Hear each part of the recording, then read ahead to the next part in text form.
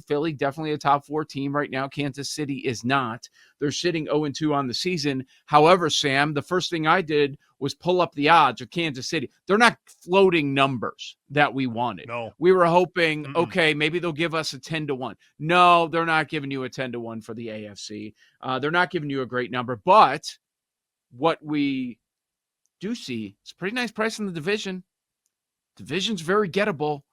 At 0-2, you can find almost 3-1. Does that change based on the results of tonight? Like if the Chargers were to win and have a 2-0 start with a win over Kansas City in hand, and then another division win in hand as well, like maybe that could budge a little bit. But I would say of the Chiefs' futures, if you're interested in doing something like that, because we talk so much about, okay, what if Kansas City is 0-2? Future-wise, we kind of want that because we might get something that we like. I don't know that it's on the table for Super Bowl AFC, but maybe for division. I was hoping for 10-1 AFC, and the price I see right now at BetMGM to win the conference is plus 650. Not interested. I would need so much more, but they've caught on to this. They're well aware and well versed as to how resilient the Chiefs have been, not how they are, because we don't know what this year's team is about. Tom Brady tried to explain yesterday multiple times during the broadcast how every year is different. Couldn't quite get there.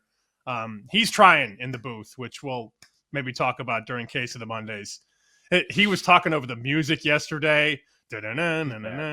He's still getting through his point, and Burkhart's like, all right, Tom, we'll wrap it up on the other side. Anyways. Greg Olsen had the Giants-Cowboys game, which was the game of the day, and he was so much better, just like every week. Yeah, he was good. And the game of the day may have been Miami and New England yesterday, which had horrible television difficulties. Look, with Kansas City, they have no speed on the outside right now. And that's going to happen when you don't have Xavier Worthy and you don't have Rashee Rice. And Kelsey's dropping a bunch of balls. It hits him in the hands in the end zone, falls into Makumba's hands, who then returns at 40 yards. They looked very vanilla.